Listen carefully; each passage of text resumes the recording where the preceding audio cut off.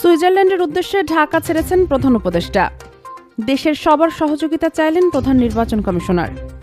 এবং মধুপুর বনের রাস্তায় চলন্ত গাড়িতে আগুন। এতক্ষণ শুনছিলেন সংবাদ শিরোনাম, এবারে বিস্তারিত।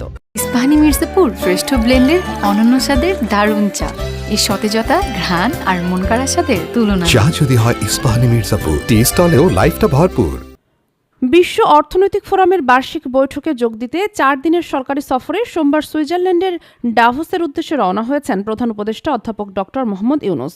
প্রধান উপদেষ্টার প্রেস সচিব শফিউল আলম জানান, অধ্যাপক ইউনুস ও তার সফর সঙ্গীদের বহনকারী এমিরেটস এয়ারলাইন্সের একটি ফ্লাইট রাত 1টায় হজরত শাহজালাল আন্তর্জাতিক বিমানবন্দর ত্যাগ করেন। এই সফরে প্রধান উপদেষ্টা জার্মান চ্যান্সেলর ওলাফ স্কোলজ, ফিনল্যান্ডের প্রেসিডেন্ট আলেকজান্ডার স্টাব, বেলজিয়ামের রাজা ফিলিপ এবং থাই প্রধানমন্ত্রী পায়ট্রান সিনাওয়াত্রার সঙ্গে দ্বিপাক্ষিক আলোচনা করবেন বলে আশা করা হচ্ছে। ভেঙে পড়া নির্বাচন ব্যবস্থার উত্তরণে দেশের সব মানুষের সহযোগিতা চেয়েছেন প্রধান নির্বাচন commissioner CEC AMM Nasir Uddin. তিনি বলেছেন, আমরা আর অনিয়ম চাই না, সত্যিকারভাবে নির্বাচন বলতে যা বোঝায় তা প্রতিষ্ঠা করতে চাই। নির্বাচনের নামে প্রহসন চাই না। ভোটার তালিকা হালনাগাদ থেকে আরম্ভ করে ভোট দেওয়া ফলাফল পর্যন্ত এ দীর্ঘ প্রক্রিয়ায় আমরা সর্বস্তরের জনগণের সহযোগিতা চাই।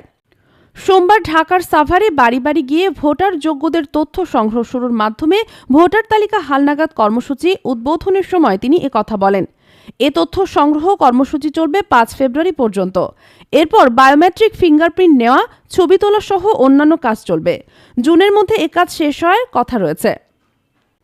সোমবার সন্ধ্যা আনুমানিক 7টার দিকে টাঙ্গাইল ময়মনসিংহ আঞ্চলিক মহাসড়কের মধুপুর বনের রাস্তায় একটি চলন্ত পাজেরো গাড়িতে অগ্নিকাণ্ডের ঘটনা ঘটে। খবর পেয়ে মধুপুর ফায়ার সার্ভিস ও সিভিল ডিফেন্সের একটি দল ঘটনাস্থলে গিয়ে আগুন নিয়ন্ত্রণে আনে।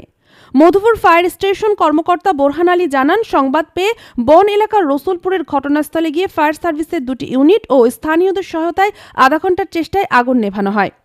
গাড়িটি টাঙ্গাইল পুলিশ লাইনের ট্রেনিং কাজে ব্যবহৃত হয়। আগুন লাগার সঙ্গে সঙ্গেই চালক আব্দুর রশিদ নেমে পড়েন। প্রাথমিকভাবে ধারণা করা হচ্ছে গাড়ির ওয়্যারিং ত্রুটির কারণে আগুনের এই সূত্রপাত হতে পারে। এটিভি সংবাদের সাথে থাকার জন্য ধন্যবাদ সবাইকে।